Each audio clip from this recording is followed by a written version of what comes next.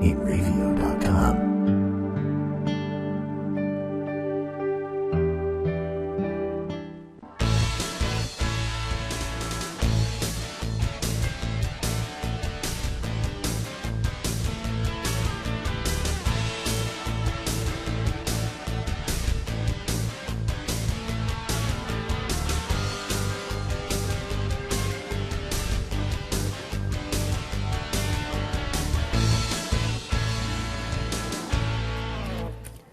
Hello again, everybody. This is Joe Larson, and you're watching the 5 Off, 5 On Racing Show.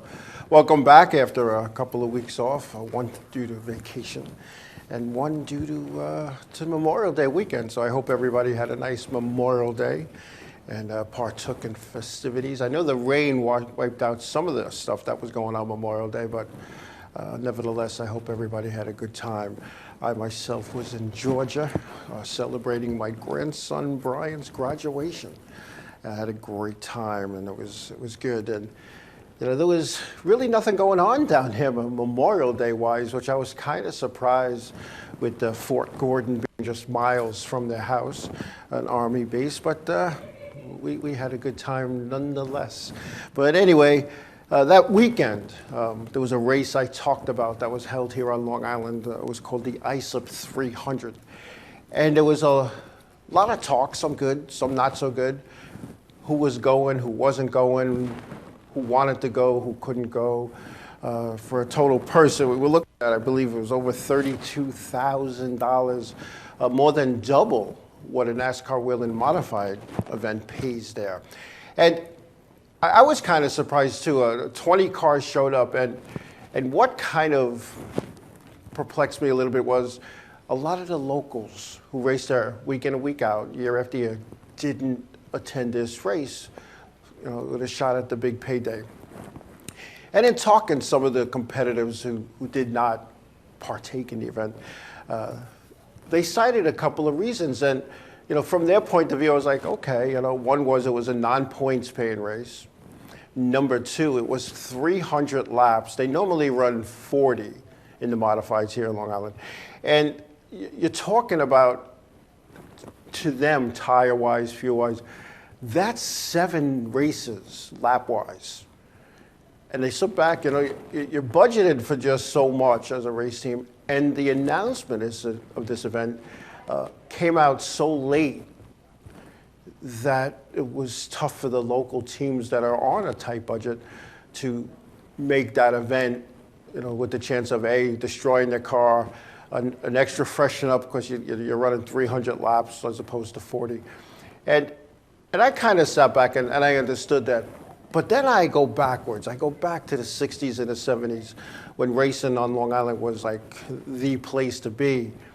And there were guys who raced, and back then, and correct me if I'm wrong, Wednesday nights they had an ISOP show, Saturday nights, Friday nights, sometimes Riverhead. Sunday they'd go somewhere else and go racing. You know, the late Big Bob O'Rourke, I remember sitting in his office one night and he said, you know, back in the day, you could race 5 nights a week and make money. Now I know people are going to say, oh, we don't do this for the money. Okay. But the new breed driver today doesn't race like they raced a generation ago. Yeah, the expenses are a lot more. There's a lot of other things going on that they would rather do. But the new breed race car driver, maybe I'll go to that race, maybe I won't.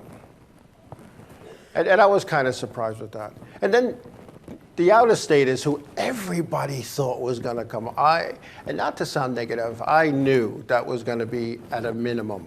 And the reason for that is the cost of getting on and off Long Island.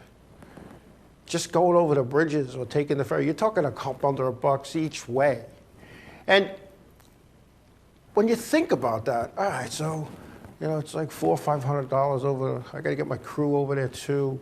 You know, now I'm looking at $600, and if I don't make the show, I spent $600 and a couple of sets of tires for nothing, because that goes through your head as an out-of-state. So I more understand the out-of-state guy not coming to Long Island for a big race, 7,000 to win, 32,000 and change total payoff. I believe if you took the green, qualified, took the green, you got $600. That's awesome.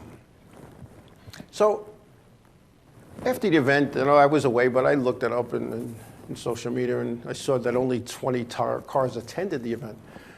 And I thought they'd get 25. So you have 20 cars, and I'm like, wow. So in the communication back and forth with co-owner Tom Gatz, here of the Riverhead Raceway, one of the suggestions I said, and I said, hey, this is a great idea. It's great. They're going to do it moving forward year after year. And I said, a race like this needs to be held when all the points races are over for the weekly series, and it's a weekend, the major tours, the NASCAR Whelen Modified Tour, the Valente Tour, and the Modified Racing Series, when they're off, and have it in late September. And there wouldn't be enough room in the pits, I believe. And Tom Gatz agreed with me, but he said, however, that the town wouldn't allow them to have an extra event. They've already put in for their dates. Now, maybe in 2018, they could look at this schedule, take a peek, go to the town and say, hey, we need to go to this date. I'm sure it would be approved. It's just tough to get added dates from the municipalities, especially in the summertime where they're not as accessible. The board or the person. Back when I was running Riverhead, there was one person that was responsible for all of that, and he made all the decisions. I'm sure that's changed, but to get an extra event on your schedule, you really need to plan it in your scheduling period, November, December, when you're planning on next year. They allowed the teams to choose a softer compound tire or a harder compound tire, which those who went with the hard compound the entire race kind of fell back towards the end, and those with that last caution, from what I understand, went to the softer right rear, had the advantage. And I'll tell you what, that reminds me of, back when it was Goodyear and Hoosier on the modifieds at our local racetracks. And when you looked at that, you had a choice. So both tire manufacturers put out the best possible tire. And they were only going 35 laps back then. But to run for 300 laps, you need the tire that the Tour is running at Thompson or Stafford. I'm not sure which tire they used, and they called it the M something, and I only know them from the numbers. So that was a big difference too. And unfortunately, I couldn't see that race. If there was any race I wanted to see in 2017, that was it. But my grandson's graduation was a little more important, so that's what I did. But it's all good. And when I think about races like that, I think it's about the old all-star races at ISA Speedway back in the 60s and the 70s. And I think about the extra distance races they had back in those days as well. And looking forward to those days. Hey, the Grand National cars now know as the NASCAR Cup, powered by the Monster energy drink. They raced at ISA Speedway and I believe did 300 laps. Now, ISA Speedway being a fifth of a mile racetrack. And for those who don't remember it, it was tight. It was a tight place to race, and it was built for midget cars, as was Riverhead Raceway. It wasn't built for modifieds with 15-inch tires. It wasn't built for that. But you know what? And I say this: if you could race in a bull ring like Riverhead or Islip or Freeport, if you could race at those tracks, you could race anywhere. You could race anywhere, and it's all timing, it's all rhythm. And if next time you go to your local racetrack, and especially like a Riverhead, you go to your local racetrack and sit there with a stopwatch.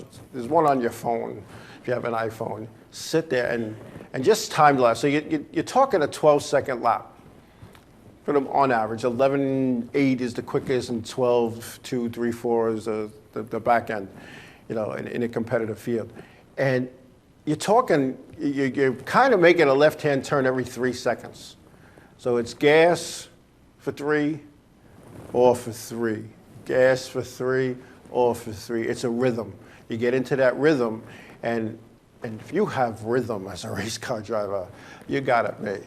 And as some guys, it's not a track of these quarter-mile and 50-mile racetracks like a Monadnock or a Seekonk where you bury the gas to the floor and go. It's rhythm. It's rhythm. You're on the brake and you got to save the brake. You can't just mash the brakes. I can remember telling one driver, a rookie driver that drove me one year, I said, it's driving this race car is not like playing your PlayStation or your Xbox or whatever, your Nintendo. It's, you don't just hit the gas pedal, the X button and lift. It's easy on, easy off. You want your suspension to do what it's supposed to do. You don't want, all the weight transferring to the back of the car when you accelerate, and it all transfers to the front when you hit the brakes. You need all 4 shocks and springs to work at the same time.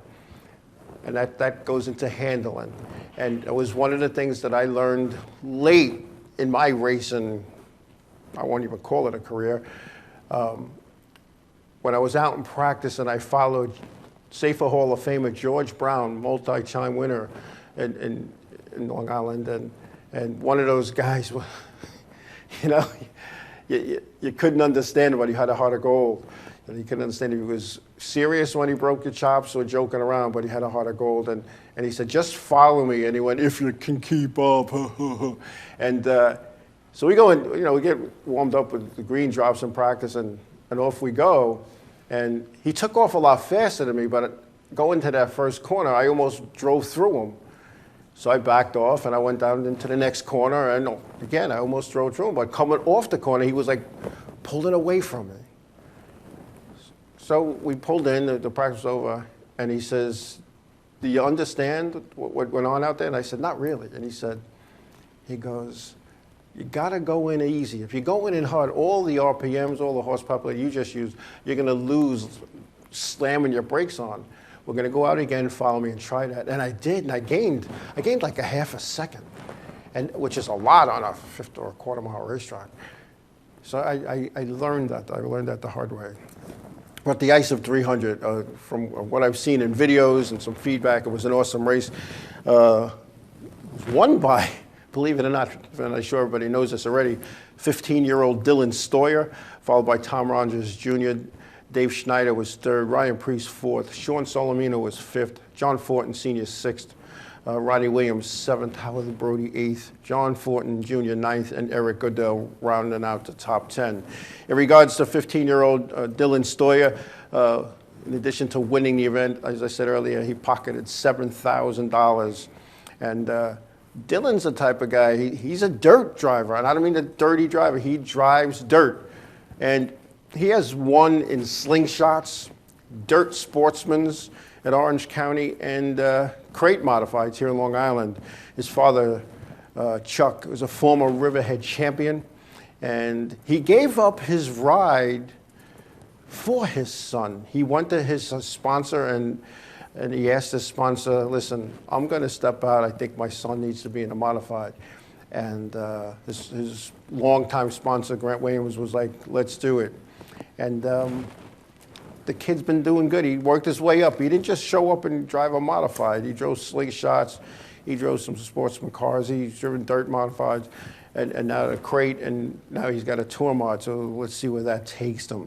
But like I said, the purse was $32,650, and it was not a sponsored event by a big corporation. That event was sponsored by Ed and Connie Partridge, along with their partner Tom Gatz.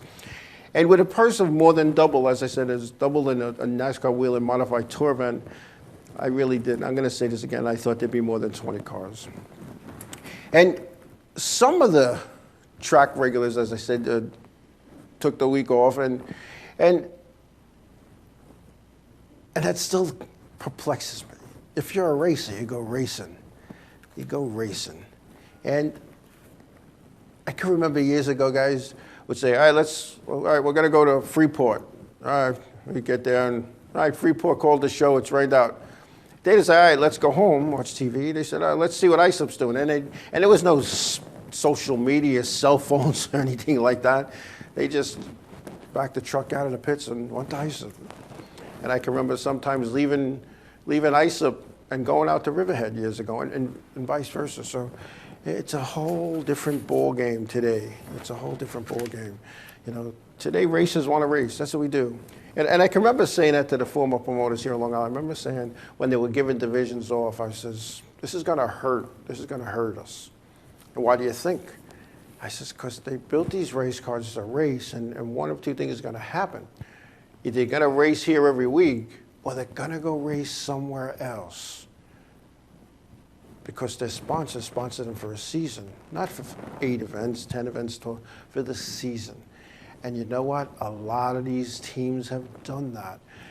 You're starting to see some filter back.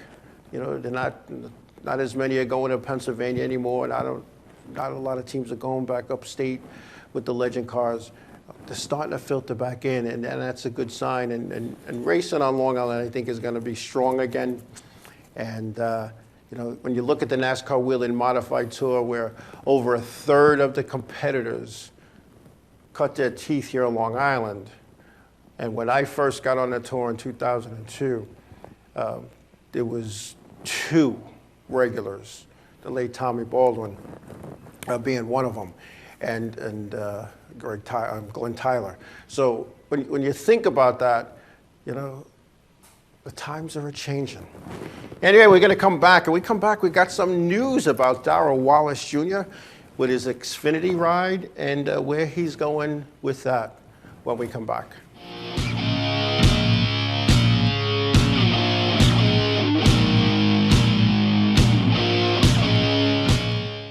Hey, what's I said was gonna say what's up for some reason. Hey, we're Set It Up, and you're watching the Inravio TV network.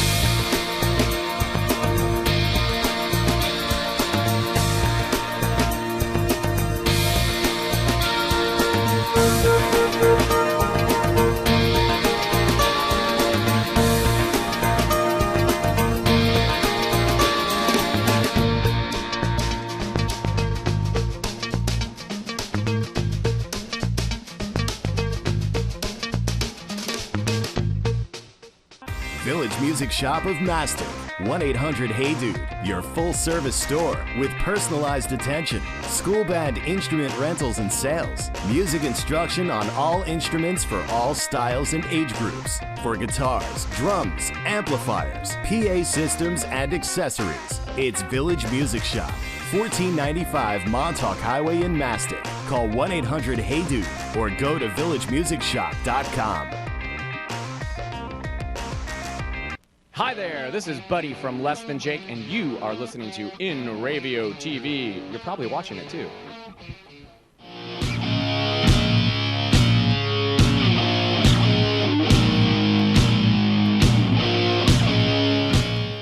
Hey, welcome back. Welcome back. So today, Monday, some releases came out of NASCAR.com, and it was a good and bad day for Darrell Wallace Jr. Darrell Wallace Jr. Will be losing his ride at Roush Fenway Racing in the Xfinity Series of 6-car. In fact, the Roush Fenway Racing announced today they were going to suspend operations of the 6 Xfinity team, driven by Darrell Wallace Jr., and Pocono will be their last event. They cite lack of sponsors. I had spoken to Darrell Wallace. I had seen him down in North Carolina in December. We talked about the 2017 season, and he had said that they didn't have a full-time sponsor going into 2017, and they didn't know how many races they'd be able to run. And no sponsor came forward, no major sponsor came forward, and racing's a business. If they don't have a sponsor, they can't run. However, at the same time, it was announced today that, according to NASCAR.com, that Darrell Wallace Jr. will begin his Cup career driving the 43 car, vacated by Richard Petty's driver Eric Almirola. He began his NASCAR career as part of the Drive for Diversity in NASCAR. And again, he's going to fill in for the injured Eric Almirola. And it looks like this is for the rest of the season.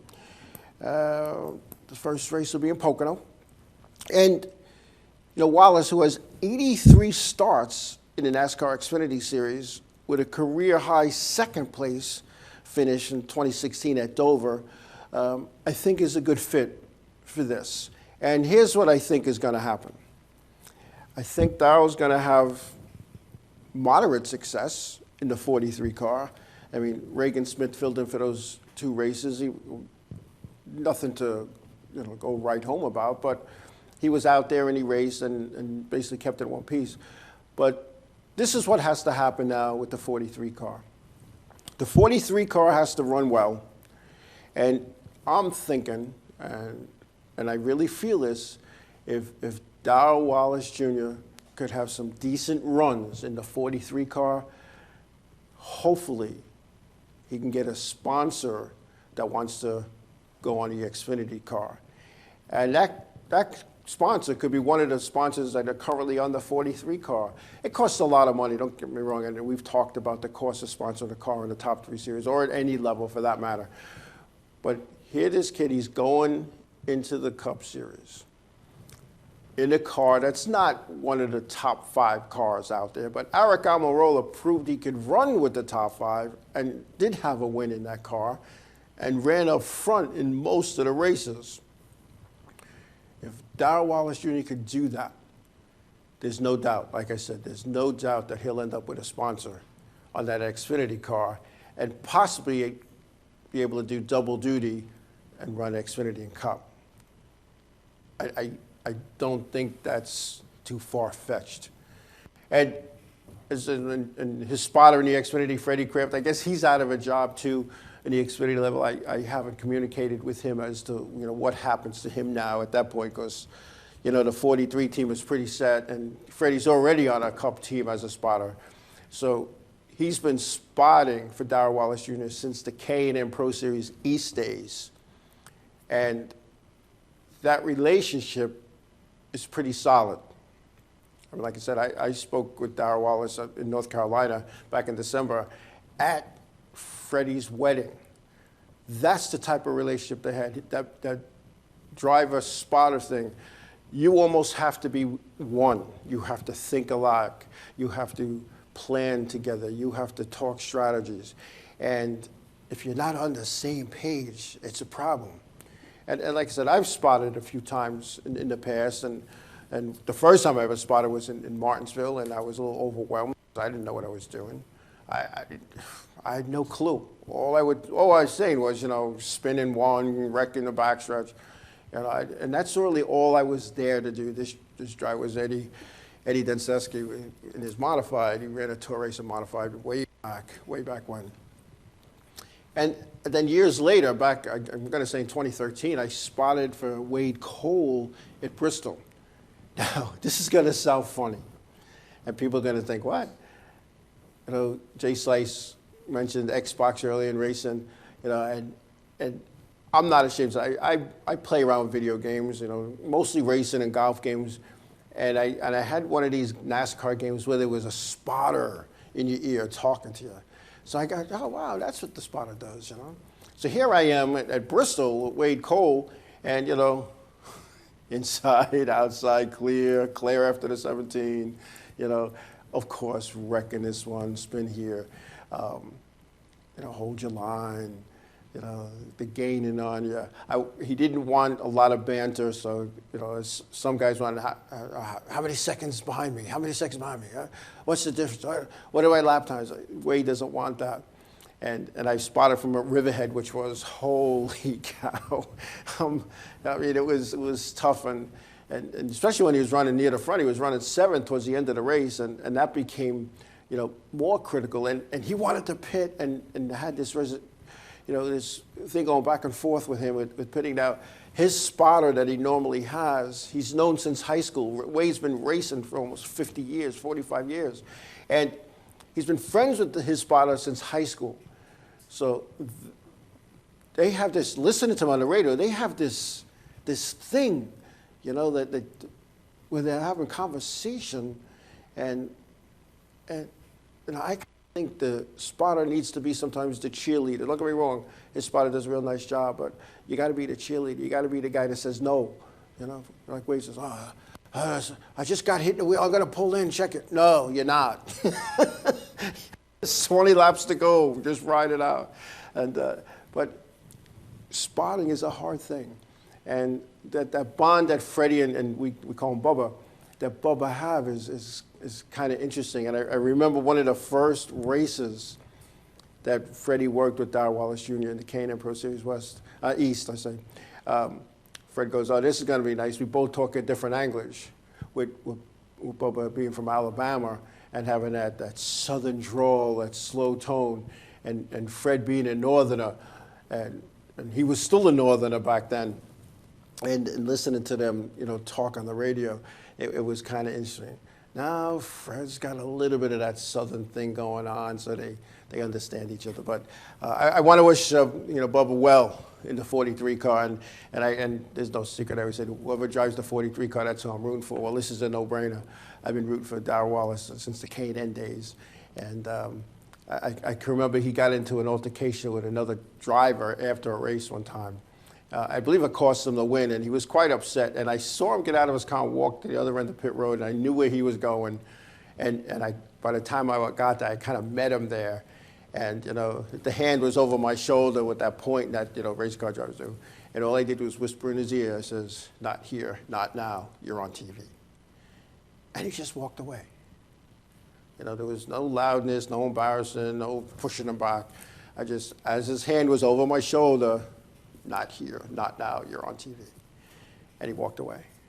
So that's when I first actually met him, and then through tech and stuff. So it's nice to see somebody you know make it up through the ranks in the Cup Series. And it's going to be interesting to watch, you know, the race this weekend at Pocono. But it's so good. Yeah, anyway, also just announced today, and although it was announced on Race Day Connecticut and not through a press release, it was announced today that the new London Waterford Speed Bowl will operate under a lease agreement, again, according to Race Day Connecticut. Longtime Legends driver, team owner, and crew chief George Whitney will operate the track under a lease agreement. Details of the 2017 opening and subsequent scheduling will be available later this week. And I'm glad to see that that's happened. And here's why. Because we can't afford to have another track shut down. They already lost a good portion of the parking lot to a business due to a tax problem, and not with the current ownership or the current leasing partner. You know, with the previous owners, thank goodness the property was divided into sections, because they could have lost the whole thing due to taxes. And you know how some of these people are, let's just shut the place down. But they only lost a good portion of their parking lot. And with this lease agreement, it brings racing, or keeps racing, at the new London Waterford Speed Bowl. Now, that's a 3/8 mile, high bank, fast place. It's, you know, out of all the tracks that I've been to, I enjoy watching races there. It's small enough that you could see everything, yet it's big enough where the racing is good, hard, and fast. And, you know, when you look back at some of the problems that have plagued the new London Waterford Speed Bowl when it was just the Waterford Speed Bowl, some of it was management issues.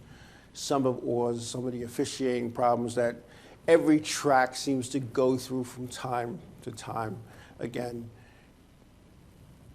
there was problems sometimes bringing in enough money, not only to pay the drivers, but to pay the bills.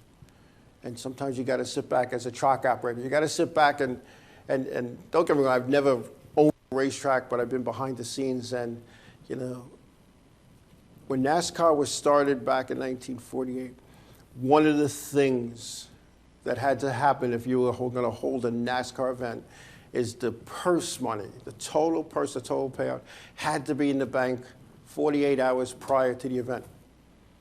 Why? Because so many track operators and promoters would promote these races, all this money to win, we're going to pay every driver this amount, X, Y, this, blah, blah, blah. And they'd be out there racing their 300, 400, 500-mile races, and they go to the payoff window, and there was no payoff. And that's why Big Bill France, one of the reasons he started NASCAR, and if you wanted to be a NASCAR sanctioned event, you had to pay your drivers. And I know the Waterford Speedway was having trouble doing that. In fact, a friend of mine, his son ran there regular, won the race. He goes to the payoff window, and all right, the win would have been, I don't know what it was, we'll say $300. So the win would have been $300. So how many guys on your crew? Oh, you got 5? All right, so we'll let you and your crew in next week for free. And now there's a domino effect. Because next week, all right, so you're going to let all these winners who got the big money in for free, which means you're not taking in any cash from those teams that day. So what's going to happen at the end of the night? And what was happening, it was a snowball effect. And then they started paying in a check, and the checks were bouncing. Some of the checks weren't signed. Ricky Fuller came to me one time and says, hey, you want to see what I got for my Waterford win a couple of weeks ago? I said, yeah, let's see. What do you got? What do you got? He shows me a check and a big thing, insufficient funds. You know, you can't have that.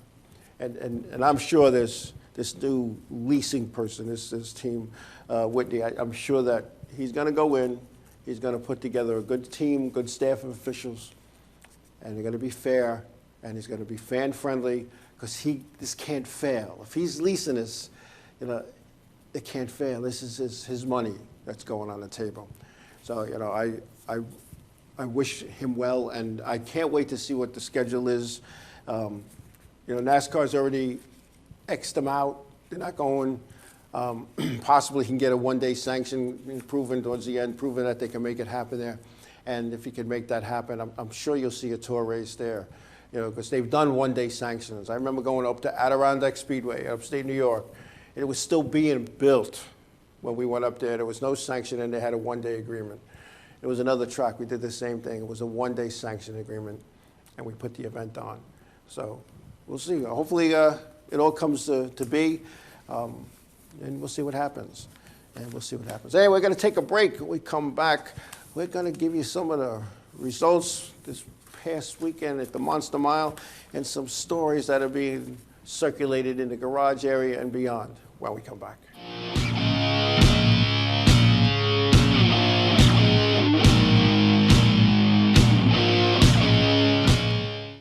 Hi, I'm Remington.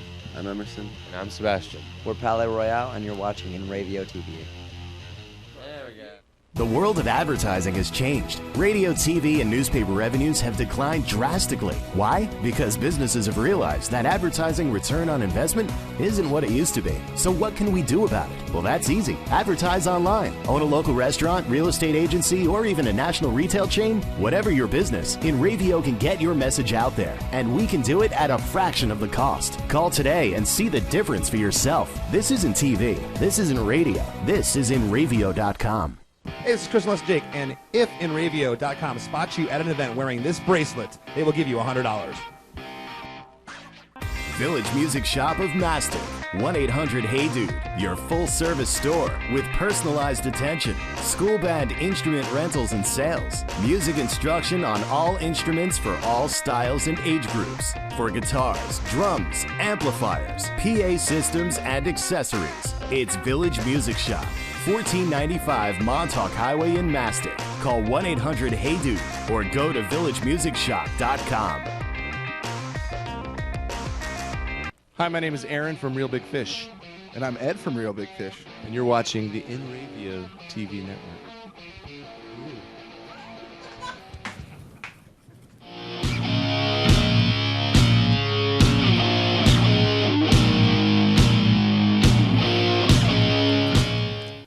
Welcome back. Welcome back. Well, we just talked about Roush Fenway Racing cutting back on their activity, not cutting back, ceasing operations for their 6-car. Well, Hendrick Motorsports driver Casey Kane is going to lose his biggest sponsor, Great Clips. And Great Clips has been around for a long time. And in fact, last year, Great Clips signed an extension running through 2018. And this comes after Farmers Insurance had already decided not to renew its 12-race deal, leaving Casey Kane sponsorless. Kane has missed the playoffs in 2015 and 2016, and he's on a 95-race winless streak.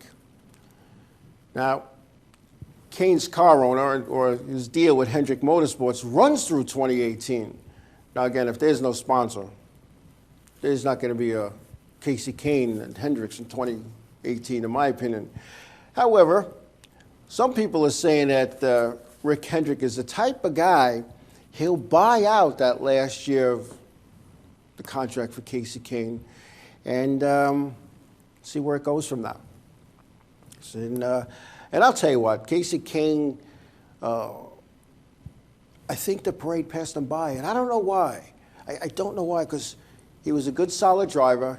He made it happen, you know, and the last, I'm going to say the last 3 years, he is not the same driver that he was.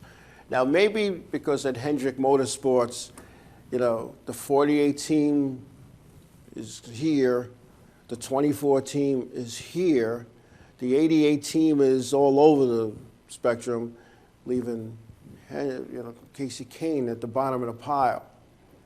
And, you know, now think about this. Now think about the marketing aspect here. You got Jimmy Johnson, 7-time champion. His wins are endless. You got Dale Earnhardt Jr., who we all know that just in the name makes him a marquee guy. And you got Chase Elliott stepping in as a rookie, tearing it up. And I don't mean tearing up equipment, he's tearing up these racetracks. So you know what? Guess what, Casey? You're the odd man out. You're definitely the odd man out. And the economy isn't what it once was, folks, and the sponsorship money just isn't there. When you got to cut budgets, and I've said this time and time again, a lot of businesses, when they're in the boardroom, all right, we got to cut $20 million out of the budget. There's going to be some anti-race guy in the boardroom who's going to say, well, what are we giving this Hendrick guy $20 million for? Let's cut it right there. We're good to go. Nobody looks at that return, you know. And at that level of racing, the return is shown. It's there. You know, the residual effects of sponsoring a Cup Series team or an Xfinity team is just, wow, incredible. But you have some non-racing people on these boards, and they don't understand that. And they don't understand how, you know, how many insurance deals is Farmer's going to sign because they're on Casey Kane's car. You know, Great Clips, how many haircuts are they going to give out because they're on Casey Kane's car? Well, I know, and I've been to these races, and Great Clips has a booth, a tent, a section where you can get a free haircut, and they're giving out coupons and stuff that when you get back home, get a haircut. Farmers Insurance is taking information to see what your insurance needs are. And I'm sure they can measure that return. But they also want a driver who's up near the front, at least, and with the TV exposure. It'll be interesting to see how that goes down. And also at Hendrick Motorsports, Jimmy Johnson, with his win, and we'll talk about that, we'll give you the finishing. His win ties him with Cale Yarborough with 83 wins. Jimmy Johnson's first win came in 2003 in Fontana, California. Wow. You know, that's big. And, you know, we'll give you the top 10 in wins here. We got, you know, in 10th, Lee Petty with 54 wins, Rusty Wallace with 55, Cale Yarborough, 83, Jimmy Johnson with 83 in 6th. Jimmy Johnson's next win will tie him with Darrell Waltrip and Bobby Allison. Jeff Gordon is third in wins with 93. David Pearson second with 105. And Richard Petty, as we all know, top winner of all time in NASCAR with 200 wins. 200 wins for Richard Petty. But you got to understand, it's a whole different era. Back in Richard Petty's days, they were running 50 races a year. David Pearson, 50 races a year. Allison, he was part of that. Jeff Gordon came along in the 90s. Darrell Waltrip came around in the mid-70s, where the old scheduling was kind of faded out and the new schedule came in. Jimmy Johnson started in 2003. He's got 83 wins in like 14 years. That's awesome. Okay, awesome. Dale Sr., who would have known how many races he would have won if he wasn't tragically killed in Daytona. And Rusty Wallace got out of the sport a little bit too soon, and I'm sure there's more to that story. He was a guy that was competitive still and just got out. Anyway, Dover. Start with the Xfinity Series. All right. Kyle Larson was the winner at Dover. He started from the pole, got the win. Ryan Blaney was second. Daniel Suarez was third. Cole Custer fourth. Ryan Reed fifth. William Bryan was sixth. Elliott Sadler seventh. Darrell Wallace Jr. eighth. Matt Tifft ninth. Ty Dillon rounding out the top 10. And when you look at Kyle Larson and winning the Xfinity race and the great run he had at the Cup race, this kid he's going to be the guy that they're chasing. You know, he's going to be the Jeff Gordon and Jimmy Johnson were like in the 90s. So that's an awesome thing. The Xfinity Series will be at Pocono this weekend. It'll be the last race for the 6 Xfinity team till they find sponsorship. The Campbell World Truck Series, their next event is Friday at the Texas Motor Speedway. And the NASCAR Whelen Modified Series will be at Thompson Motorsports Park in Connecticut next Wednesday as part of a Wednesday night show.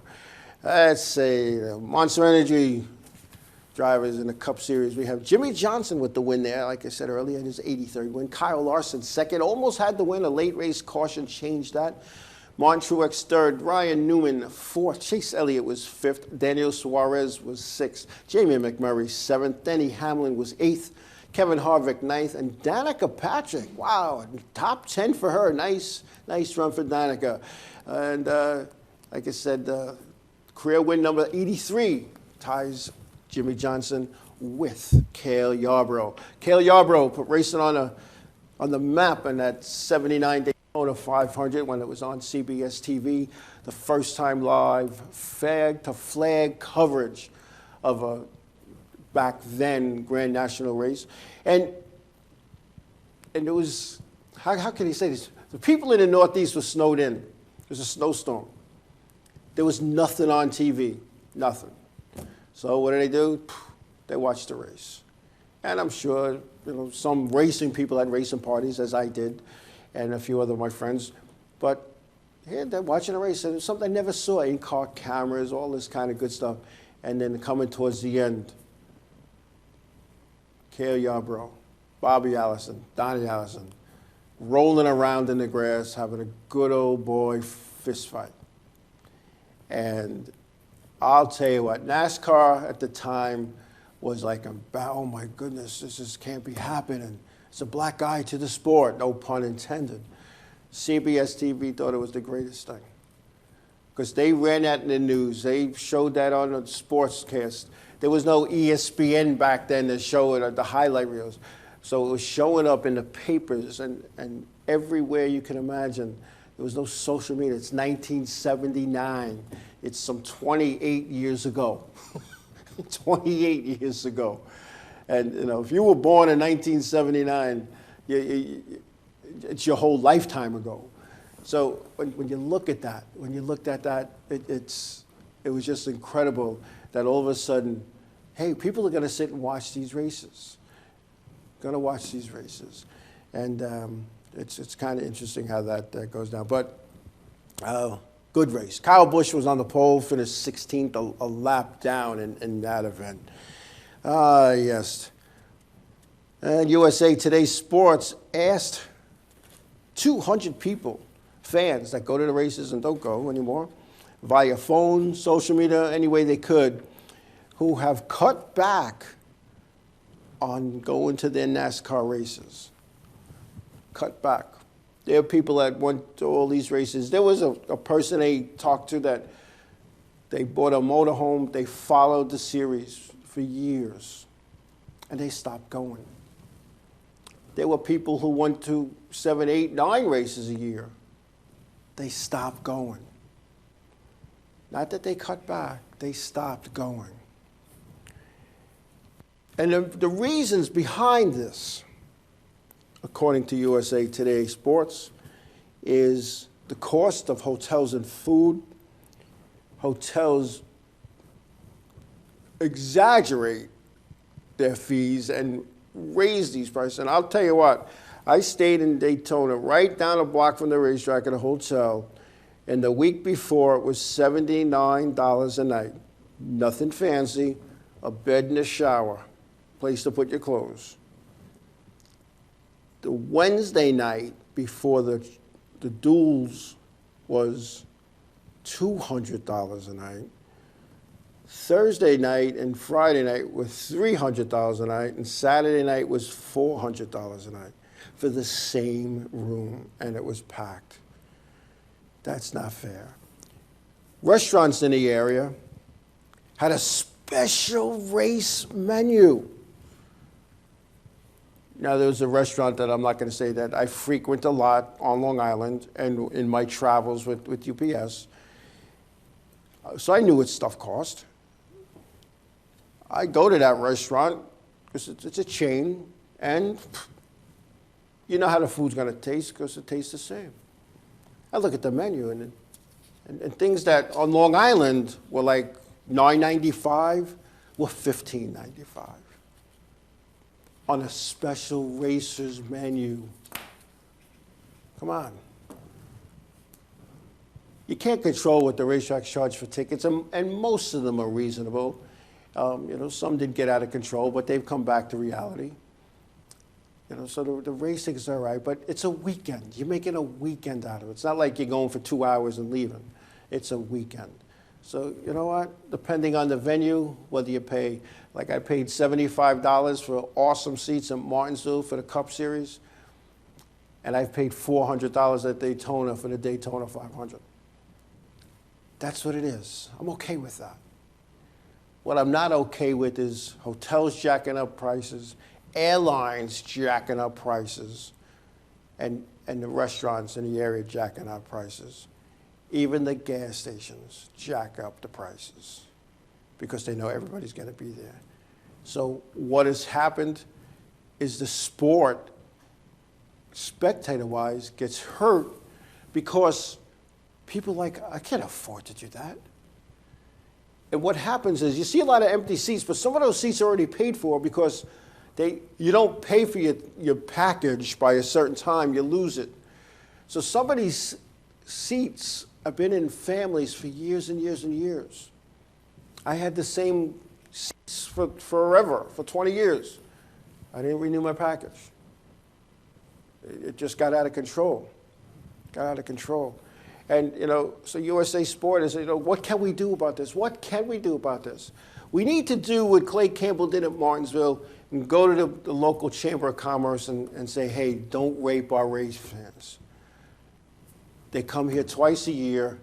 Yeah, you want to make a little bit, that's fine, but don't stick it to them. And you could still get an inexpensive hotel in Martinsville. Yeah, you got to book way ahead of time. In fact, when I was checking out of my hotel when I went to Martinsville, when I checked out, I had to fill out for next year. And then one year, because I only went to the one race, I went to the fall race. I didn't go to the spring race. And I'm checking out at the fall race, and he goes, listen, I really need you to do both races. Because I have people that, everybody here does both races. And because I was a friend of a friend, I could do one. And I ended up doing both races, and the hotel rate was fair. But, there's no other place that does that. New Hampshire doesn't do that. Watkins Glen doesn't do that. Pocono. It's going to be a problem. And, back in the day, they kept adding seats. Now there's empty seats. Daytona took all the seats out of the backstretch. There's other plans for that, trust me. Anyway, we're going to take a break. We come back. We'll wrap up a little bit, talk about some more stuff. I'll give you what's going on in some of the places and some of the things and how we can try to make our sport a little better when we come back.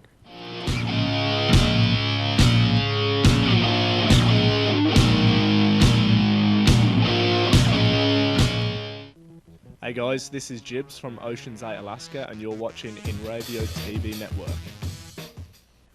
Hey, I'm Raul Panther. And I'm Commander B. Hawkins. And I'm Mark Well. We're some of the proto men.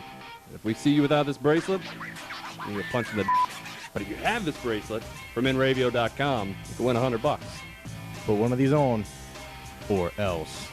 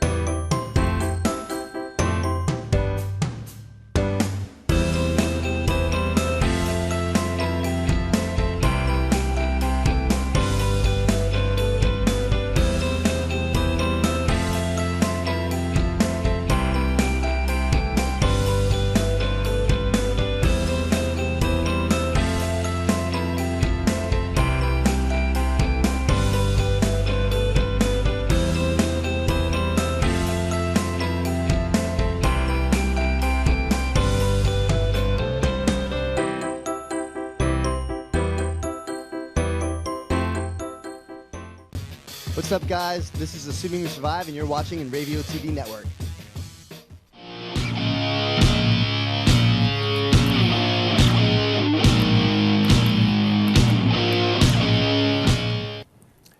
Scroll through the chat room, and I want to thank you folks for being in the chat room tonight. Somebody 22 figures saying Ty Dillon with a great run at Dover should have been a top 5, but NASCAR decided not to let them race on Speedy Dry. But it actually decided to let them race. And there was a crash, there was a little bit of fire, and then they put it out with a fire extinguisher, and they threw some Speedy Dry, oil dry, whatever you want to call it, depending on where you're from. And those that they're going, and usually that's blown off, swept off, whatever. And the lights went out on the caution car, the pace car, and nobody could believe that they weren't cleaning this up. And what appeared to be the pace car getting squirrely in the Speedy Dry is not what happened, in my opinion, from my experience. I've worked in the tower at Daytona, I've worked in the tower at New Hampshire, and the pace car is given an instruction from the tower to run through it and grind it in. The cars behind it are also doing the same thing. And so the pace car didn't get squirrely because of the Speedy Dry. The pace car did that on purpose. And I believe some of the competitors that were behind the pace car did the same thing, because my message to the spotter stand would have been, go through it. Bobble and weave through it. Let's go. Let's get up the track where we got to finish. Been my same thing. And with the speed these cars are going, when they're going through that speed drive, even on the caution lap speeds, it's blowing off by the time the 39th car goes through it. It's blowing off. Does it get all stuck in your tires? I don't think so. I don't think so. But a lot of people are upset about that. And, it's one of those things. And I understand 22 Figure Eight's point because he was involved in a wreck, wow, I'm going to say back in the mid-'90s, maybe 94, 93, 94, where the Speedy Dry wasn't taken off the racetrack. And he hit it just the wrong way and hit the pit gate and popped the pin, and a lot of people were hurt. So I understand where he's coming from. Short track racing, when you're pace lapping at 30 or pace lapping at 90 is kind of different, but I understand where he's coming from. And maybe Ty Dillon would have won that. Maybe, Martin Truex Jr. would have won too, because a lot of people were upset that he did not win. In fact, RacingAroundJersey.com published an article of their view of the final restart in Dover yesterday, and they felt there was insufficient cleanup of the oil dry, saying that the pace car drove and appeared to get squirrely. I've driven the pace cars at big events. I've driven it at Martinsville, and you don't just sit back and just drive. There's two people in your ears telling you what to do, and you got to pick up the whatever the pace lap speed is. You have to set the cruise control and do that speed. All right, when you reach, we'll say I think Martinsville was 55 miles an hour. Put the lights on. The lights are on. Okay, take the lights off. I hate to say it, as an NASCAR official, you're a puppet. You work as directed. And if they tell you to go through the Speedy Dry and bob and weave through it, that's what you do. Don't get on the radio and say, caution car to tower, the track's not ready. They don't want to hear that. They don't want to hear that. No, it's ready. If they say it's ready, it's ready. The only time you can say anything is like if you're at Daytona and it's raining in turn 3 and not raining in turn 1, that you can say. Because by the time you get around, it's just come across. Anyway, I think it's about time to wrap up. So I'm getting a head shake from the control room. So I want to thank everybody for taking the time out of the schedule to watch our show tonight. And for those who miss it and watch it during the week, I want to thank them as well, because I see a lot of people on during the week. And I thank you. And wherever your endeavors are going to bring you this weekend, please be safe. Please be careful. Give somebody a hug. Tell them you love them. God bless you all. And we'll see you all next week. Thanks a lot, everybody.